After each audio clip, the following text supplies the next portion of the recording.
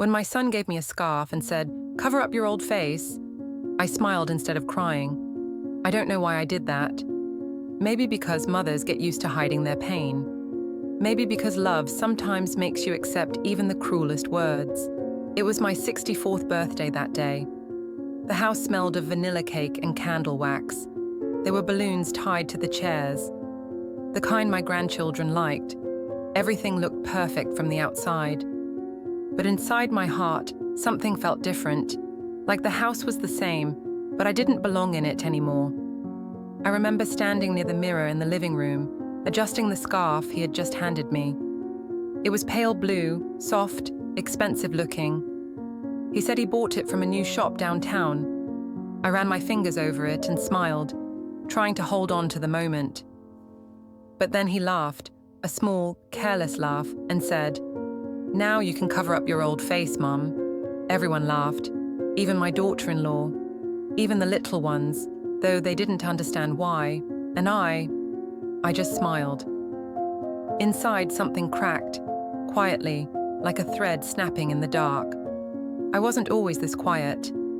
I used to be the loudest voice in our home, the one calling everyone to the dinner table, the one telling stories, the one singing while washing dishes. Now, my voice only fills the spaces when no one else is home, when the walls are listening. After my husband passed away, I moved in with my son. He said it would be easier for me, less lonely. At first, it was beautiful. The children would run to me after school, shouting, "Nanny, Nanny." I would cook their favorite meals, lentils, rice, chicken stew. The house smelled like family again, but slowly things began to change. My daughter-in-law, Sarah, was kind in the beginning. She would sit with me, show me her new recipes, ask about my health, but soon the questions stopped. The smiles turned thinner, and the space between us grew like an unspoken wall. I still remember the morning she rearranged the kitchen. I walked in, looking for my old teapot. It wasn't there. She had placed all my things, my spices, my old wooden spoon, even my prayer mat, in a box. She said she was making space. I nodded, pretending to understand, but my hands trembled as I held that box. Each item felt like a piece of me being quietly packed away. That's when I realized this wasn't my home anymore. It was theirs. I was just staying here. But still, I tried to be grateful. That's what mothers do. We keep forgiving. We keep hoping that love will find its way back through small gestures. So when my birthday came, I told myself not to expect anything. But they surprised me. The children made a big card with glitter and crayons. Sarah baked a cake, chocolate my favorite. And my son, he gave me that scarf. For a few moments, I felt young again. I thought, he remembered, he cares. But then came that sentence, light as air but heavy as stone. "Cover up your old face." And just like that, all the warmth left the room. Later that night, I sat in my small room holding the scarf. I wanted to cry, but the tears wouldn't come. Instead, memories did. I remembered the day he was born. Tiny, red, wrapped in a white cloth. I remembered staying awake all night when he had his first fever. I remembered sewing his school uniforms by hand because we couldn't afford new ones. And I remembered the day he got married, how proud I was, how full my heart felt. I had always thought love would be enough to keep us close. But I was wrong. Love can fade quietly, like the scent of flowers left too long in a vase. Still, I didn't want bitterness to grow in me. So the next morning, I put on that blue scarf. I made breakfast for everyone, just like always. And when they came to the table, I smiled again. "Good morning," I said softly. Sarah didn't look up from her phone. My son muttered something about work. The children were arguing about cartoons. And I just sat there, feeling like a ghost at my own table. Sometimes silence speaks louder than words, and that silence told me everything. I had become invisible. But I wasn't ready to give up. I thought maybe, if I stayed kind, they'd remember who I was. Maybe they'd see me again, not as an old woman, but as their mother, their comfort. So I tried.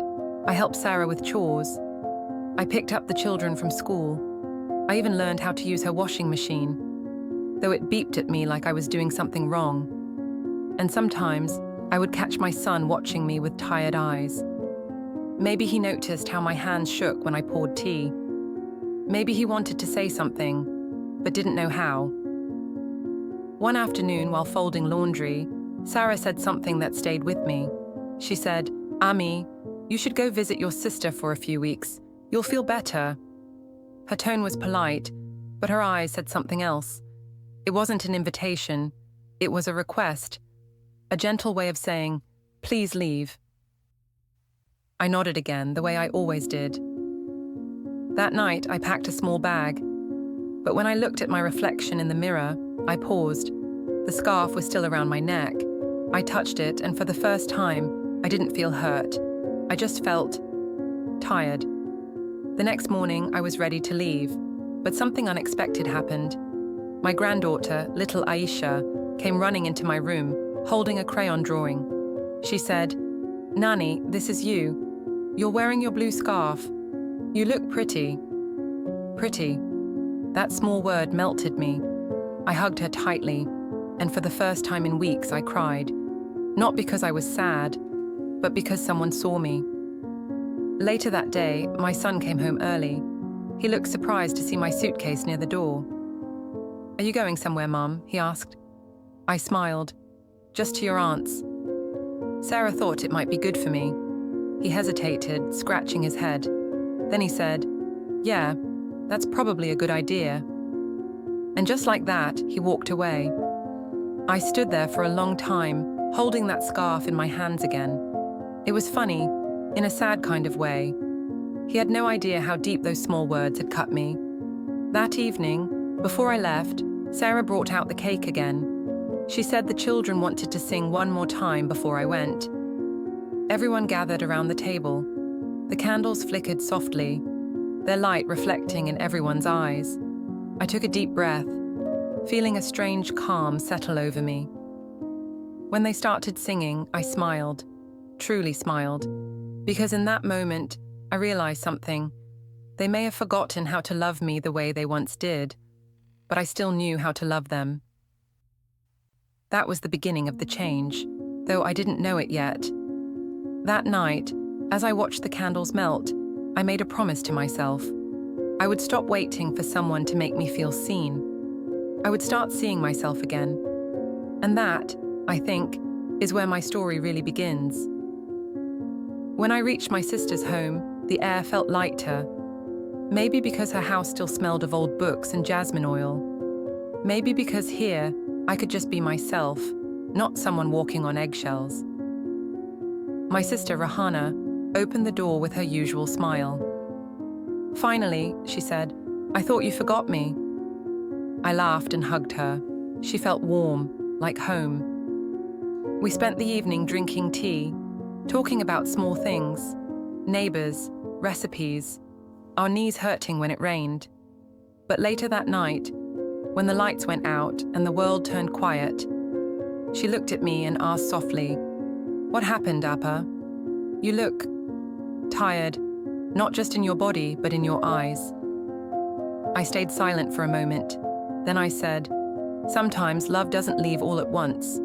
It fades quietly, and you don't even notice it's gone until one day you're just cold."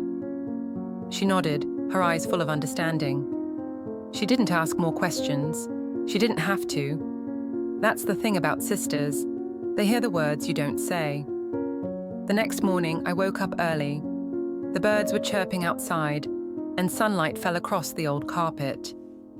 I sat by the window with my cup of tea and watched the street come alive. For the first time in a long while, I didn't have to rush. No chores waiting, no voices calling me, just peace. But peace, when you've been lonely too long, can feel strange. Like silence after a storm, too quiet, almost heavy. I missed my grandchildren's laughter. I missed the small footsteps running through the hallway. And even though my heart still ached from my son's words, I missed him too. Love is strange that way. No matter how much it hurts, it still pulls you back. That week, I tried to keep myself busy. I helped Rahana in the kitchen, folded her laundry, even went with her to the local market. The shopkeeper recognized me. "You used to come here with your husband," he said. I smiled politely, though inside, the memory of my late husband felt like a wound that never really healed. Everywhere I went, I saw echoes of the life I once had. A family table, laughter, a woman humming while making tea. And I realized how much of myself I had lost while trying to keep everyone else comfortable. I used to laugh easily. I used to dress nicely. I used to care about my own little joys. Now, all I cared about was not being a burden. A few days later, Rahana's daughter, my niece, Saira, came to visit. She was bright, talkative, full of modern ideas. She hugged me tightly and said, "Kala, you should come live with us in the city. You'd love it there." I smiled. "I think my time for cities is over, Beta." But she shook her head. "You're not old, Kala. You're just tired. That's different." Her words stayed with me. Tired. Not old, just tired. I hadn't heard anyone say that in years. Everyone else saw my wrinkles, my grey hair, my slow steps. But she saw my exhaustion, not my age. It was such a small kindness. Yet it felt like healing. That evening, I sat outside under the stars, thinking. I thought about my son, how he used to hold my hand crossing the road when he was little, how he once promised, "Ami, I'll take care of you forever," and how somewhere along the way, that promise faded into silence. Maybe it wasn't his fault. Maybe life just made him busy. Maybe the world teaches children to move forward and forget who pushed them first. But still, it hurt. Because love, once given so completely, never stops hoping for a little in return. After 2 weeks, my son called. His voice sounded hesitant. "Ami," he said, "when are you coming back? The kids keep asking." I smiled sadly. He didn't sound like he missed me. He sounded inconvenienced. "I'll come in a few days," I replied softly. There was a pause. Then he said, "Okay, take your time." And the call ended. Just like that. No, "I miss you." No warmth. Only polite distance.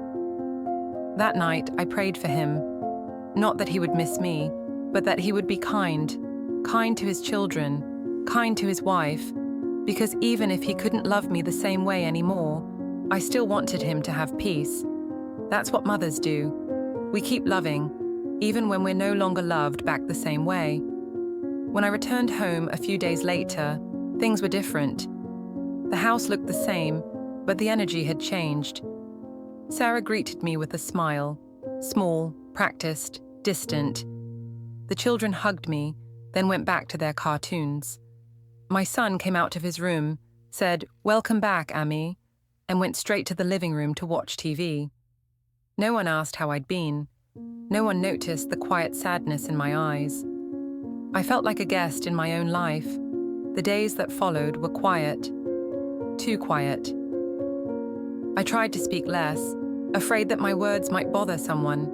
I started eating alone sometimes, pretending I wasn't hungry when they forgot to call me to the table. Even the house itself felt different, colder somehow. One evening, Sarah said she was redecorating again. She wanted to make things more modern. When I came back from my evening walk, I saw my old family photo, the one with my husband holding our son as a baby, taken off the wall. I found it later, face down in a drawer.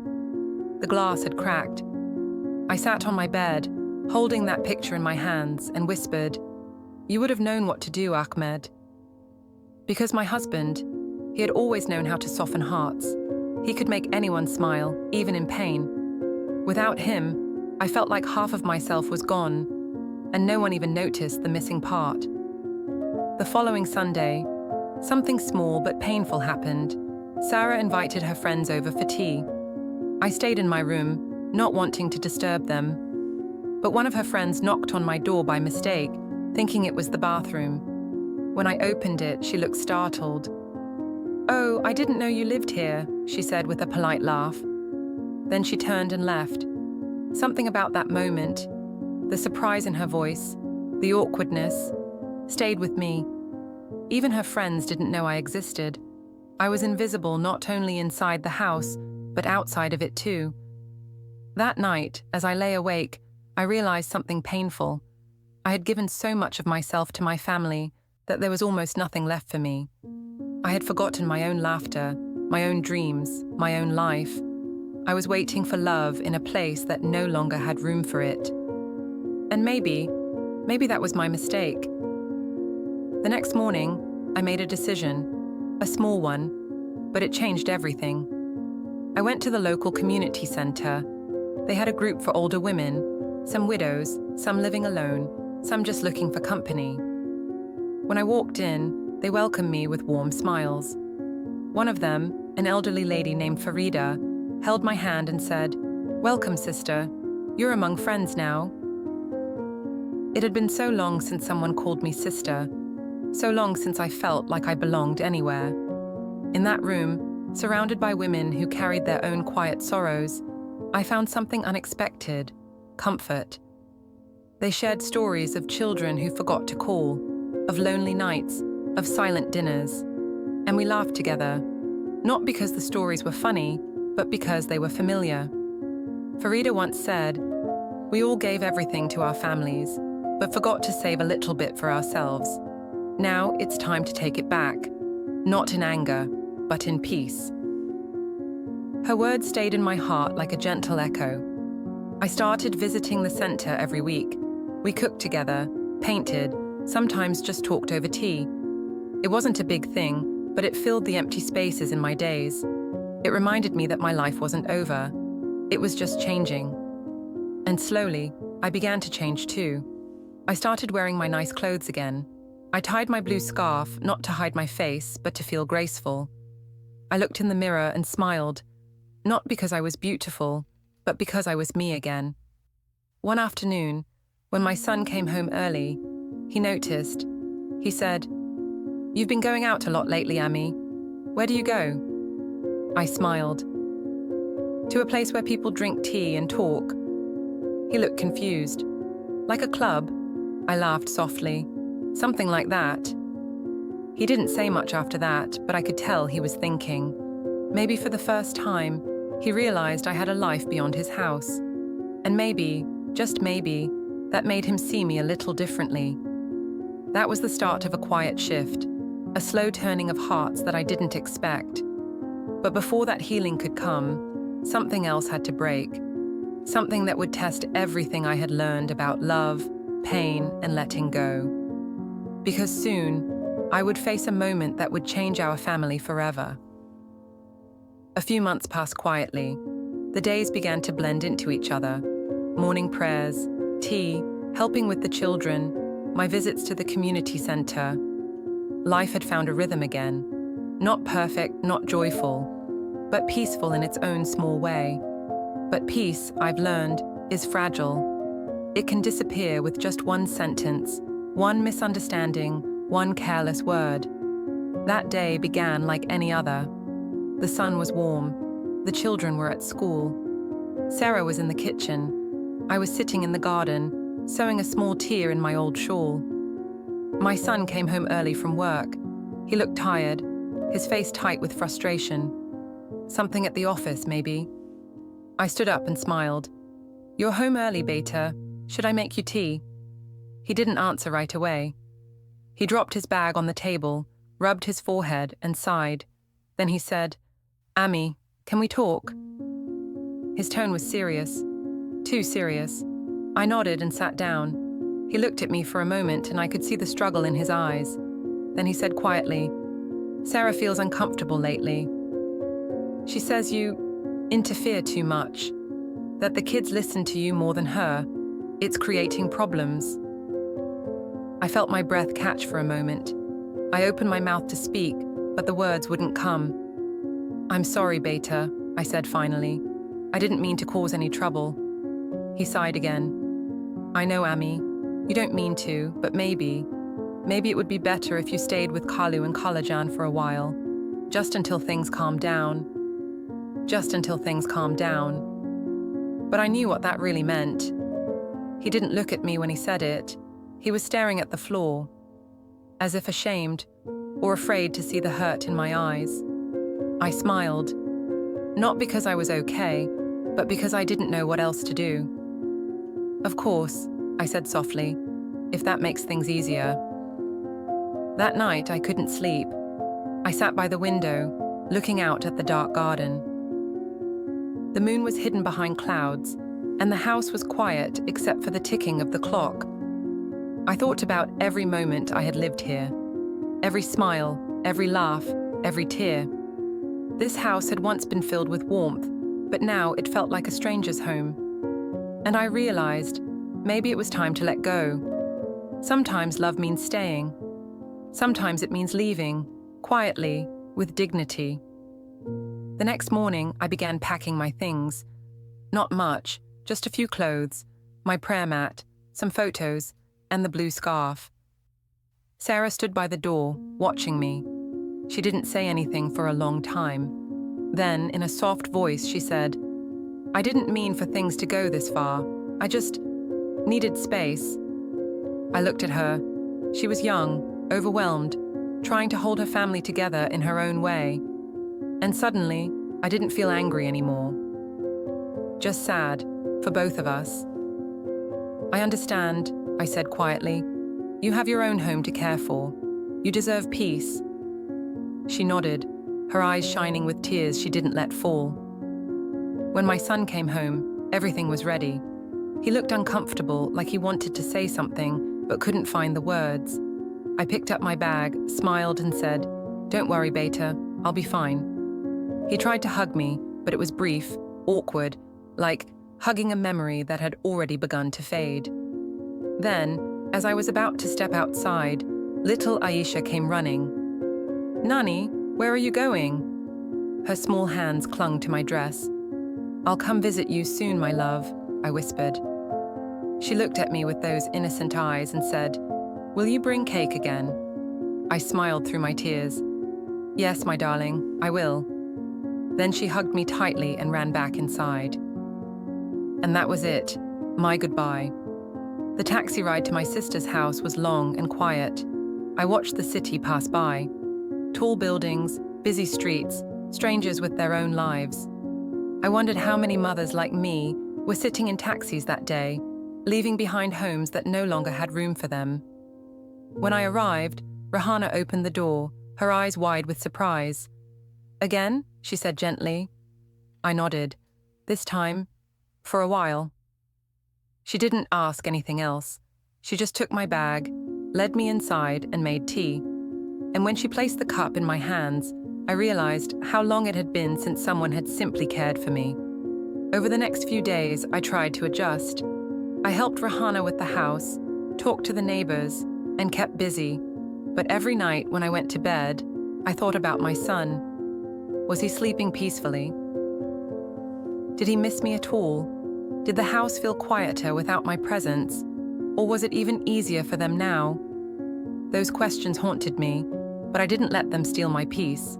Instead, I focused on something else, rebuilding myself. At the community center, I shared my story one afternoon. We were sitting in a circle, sipping tea, listening to the soft rain outside. When I finished, there was silence.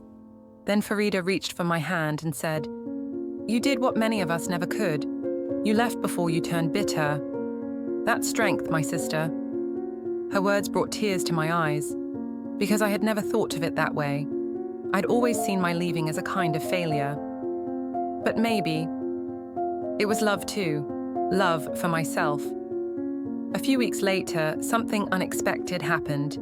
It was my birthday again. Rahana insisted on baking a small cake.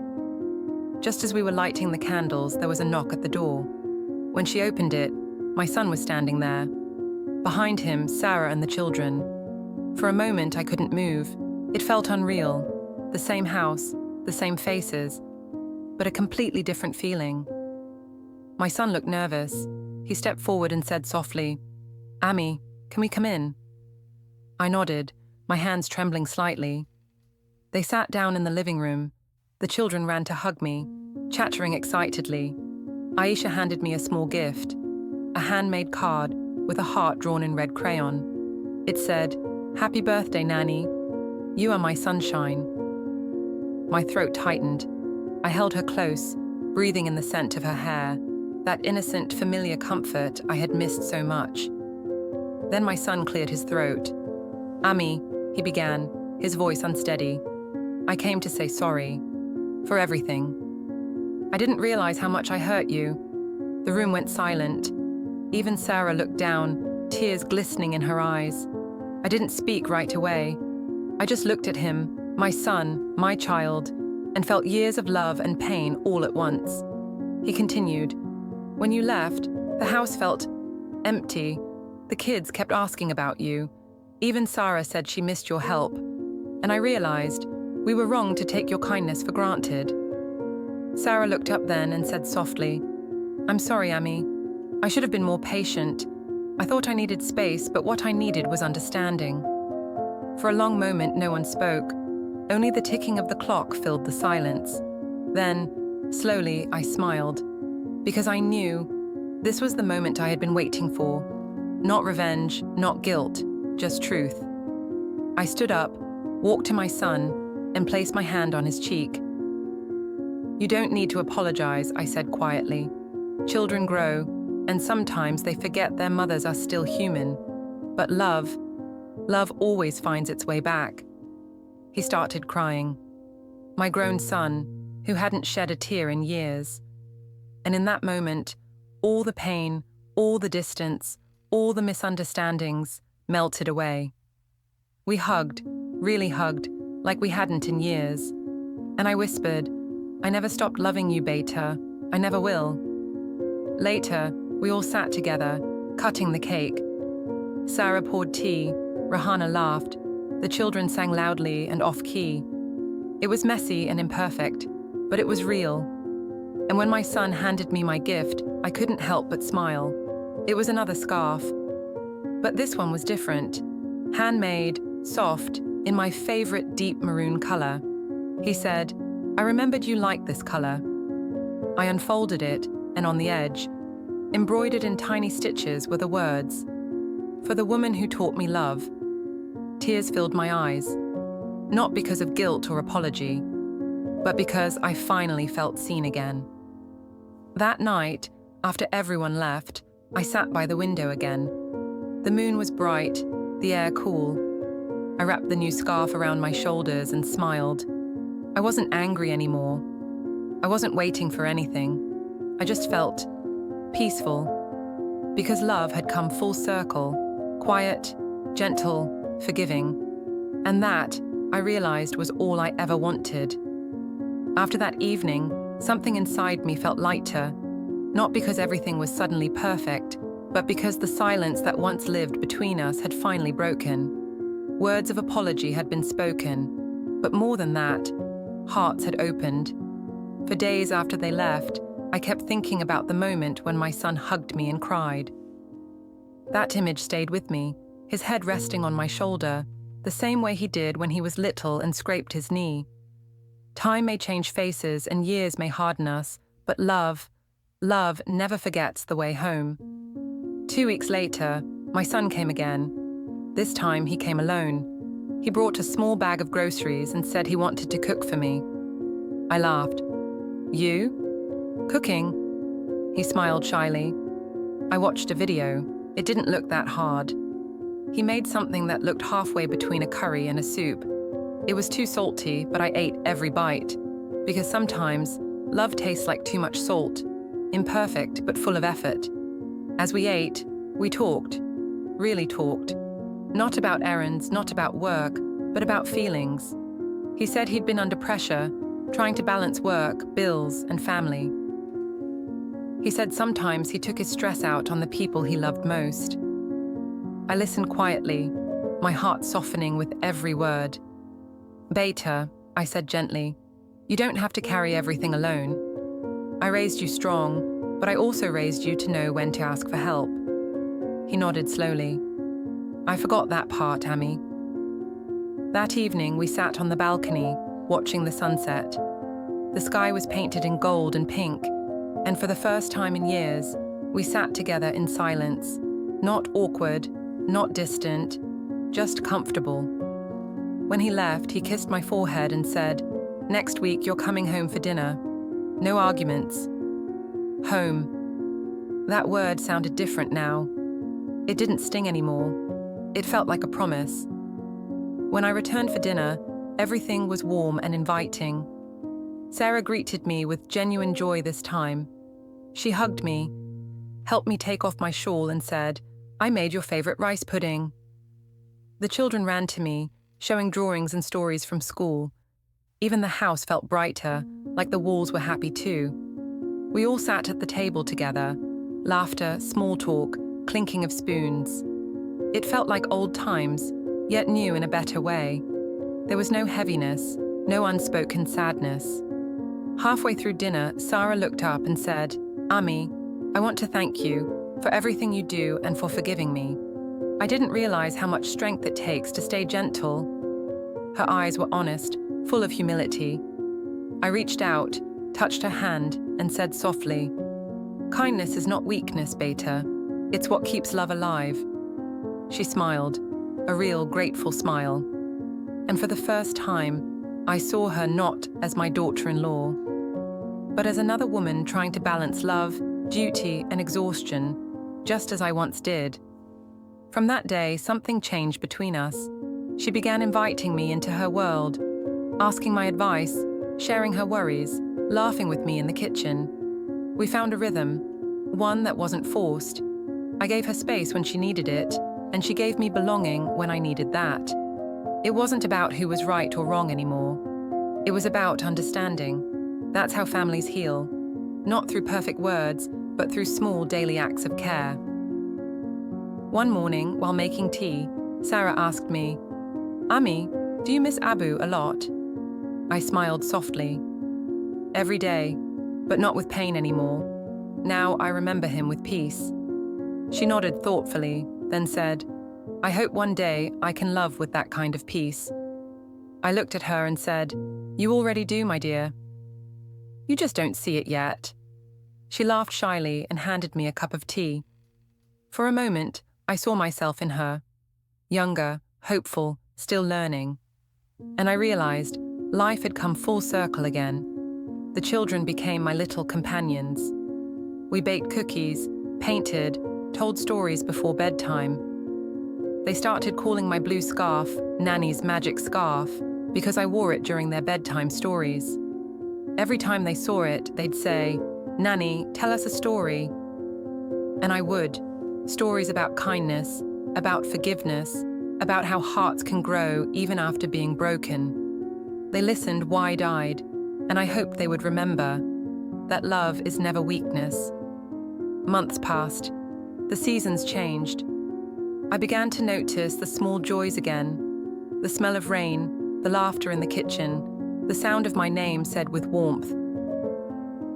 Sometimes I would sit alone and think about the journey that had brought me here. The silence, the pain, the leaving, the return. Every moment had been necessary, because sometimes distance doesn't break families. It teaches them how to come back stronger. At the community center, I kept going. But now I went not out of loneliness, but out of purpose. I started helping other women share their stories. Many were afraid to speak, afraid of judgment or shame. But I told them, your story is not weakness, it's your strength. One afternoon, Farida smiled and said, "You've become the storyteller of our group, my dear." I laughed. Maybe I've always been one. I just forgot for a while. That made everyone laugh, the kind of laughter that heals. Later that night, I wrote something in my old journal. I hadn't written in years, but the words came easily. I thought growing old meant being forgotten. But maybe it means learning how to see yourself again, not through the eyes of others, but through the quiet peace that lives inside your heart. When I closed the journal, I felt light, like the years had softened into something gentle. One Sunday, my son invited me to join them for a picnic at the park. The air was warm, the sky a bright blue. We spread out a mat, unpacked food, and laughed as the children chased bubbles. Sarah leaned against a tree, smiling. My son sat beside me, watching his kids with quiet pride. "Life goes fast, doesn't it?" he said suddenly. I nodded. "Too fast sometimes." He turned to me. "I'm glad you stayed patient with me, Ami. I didn't deserve that." I smiled. "No, Beta, you did. Because patience isn't something we give when people earn it. It's something we give because we love." He looked at me for a long moment, then whispered, "You're the strongest woman I know." I laughed softly. "I'm just a mother." But inside, I felt proud, not because of the compliment, but because he finally saw me not as a shadow of his childhood, but as a person, whole, imperfect, still learning. That night, after the picnic, I went home and took out both scarves, the blue one and the maroon one. I folded them neatly and placed them side by side in my drawer. They felt like symbols, one of pain, one of healing, both part of my story. I realized then, every scar, every word that once hurt, every lonely night, they all brought me here, to peace, to love, to forgiveness. And forgiveness, I learned, doesn't mean forgetting. It means remembering without anger. It means you can look back and still smile. One evening, I sat on the porch with little Aisha. The sun was setting, and she leaned her head on my shoulder. "Nani," she whispered, "when I grow up, will I get old like you?" I smiled. "Yes, my love. And I hope you do. Getting old is not something to hide from. It's a gift." She giggled. "Even the wrinkles?" "Especially the wrinkles," I said, touching her cheek. "Each one tells a story, of laughter, of tears, of life."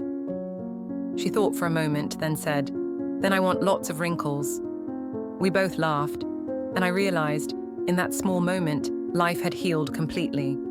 It's been almost a year since that birthday. The blue scarf still hangs on the hook by my door, and every time I see it, I smile. Not because it's beautiful, but because it reminds me of how far we've all come. Once, that scarf felt like a shield, something I wore to hide my hurt, my loneliness, my aging face.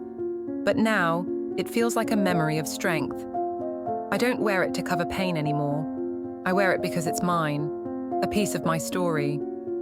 Sometimes when I sit by the window in the morning, watching the sunrise, I think about all the things I once feared.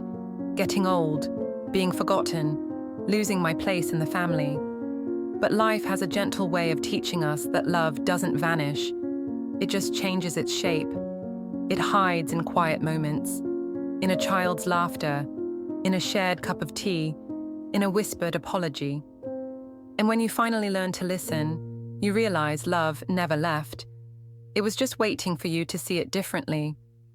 There are still days when the house feels too quiet. Days when memories come flooding back, my husband's laughter, the sound of my son's little feet running through the hallway.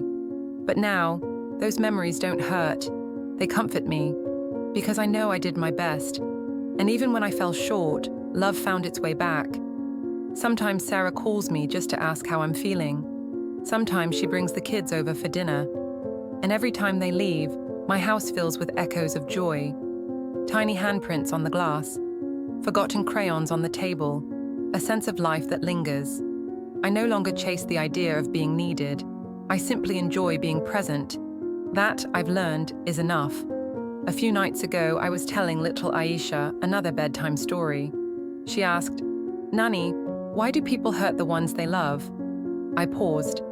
Then I said softly, "Because sometimes they forget that love needs care. Just like flowers. If you don't water it, it wilts. But if you take care of it again, it grows even stronger." She nodded, sleepy-eyed, and whispered, "Then I'll water my love every day." And as I tucked her in, I thought, maybe that's the only lesson any of us ever need to learn. Now, when I walk through my garden, I notice the little plants growing where I once thought nothing could. Maybe that's what healing is. Not forgetting the pain, but growing something beautiful in its place. I still keep both scarves. The maroon one that once hurt me, and the blue one that healed me. They sit side by side, reminders that even pain has a place in our stories. Because without it, we wouldn't know the depth of love. As I close my eyes tonight, I whisper a small prayer, not for things to stay the same, but for hearts to keep growing, for understanding to stay longer than anger, for patience to always win over pride.